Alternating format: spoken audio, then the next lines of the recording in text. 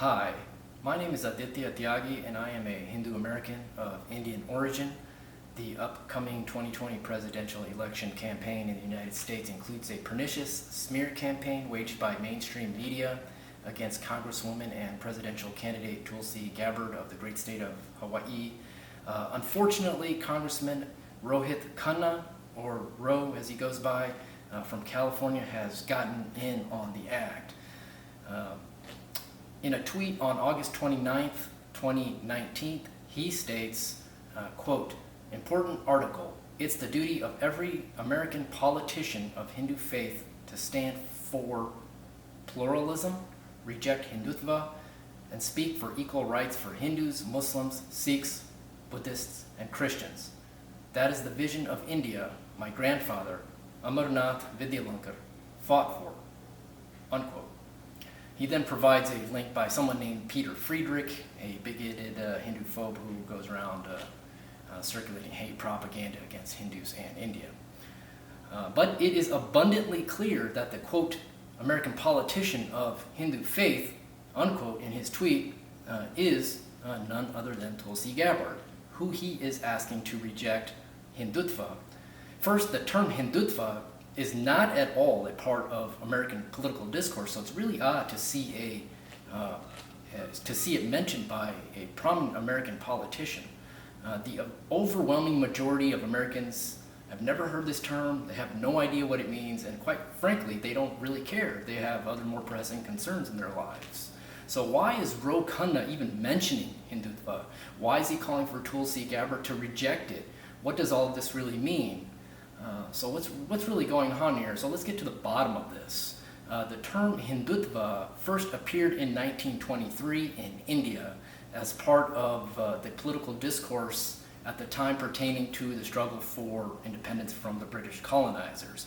Up until that point, the British were quite successful in systematic denigration of indigenous Hindus by claiming Hinduism to be nothing but superstition and false beliefs, with Hindus being savages who lacked intelligence and needed to be civilized.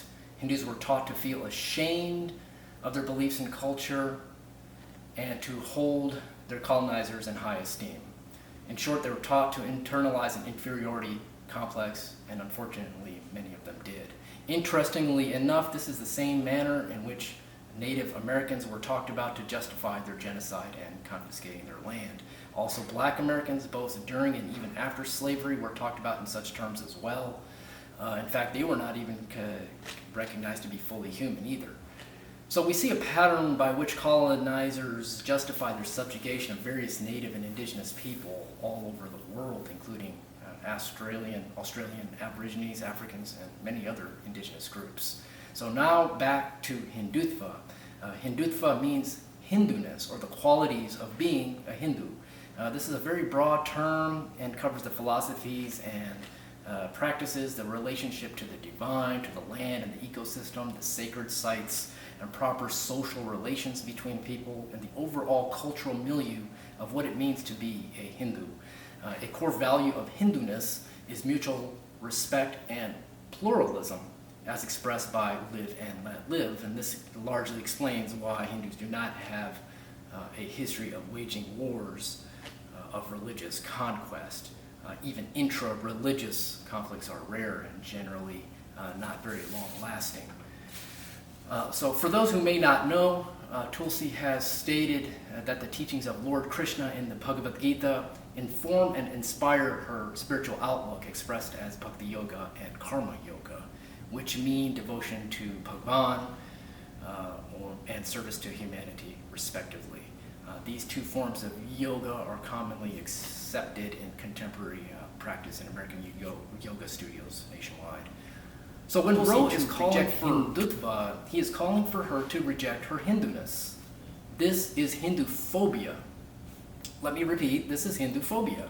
And this is a severe problem present in Western academia, media, and now in political discourse, and is largely driven by a fear and mistrust of indigenous Indian culture and values. Can you imagine if he had asked a Muslim colleague to reject his or her Muslimness? Of course you can't. He would never do such a thing. That would be political suicide.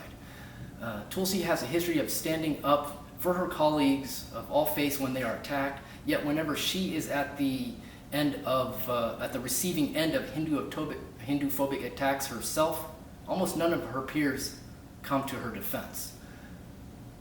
Ro Khanna suffers from a deep post-colonial inferiority complex of his Hindu identity, despite being born and raised as a proud American.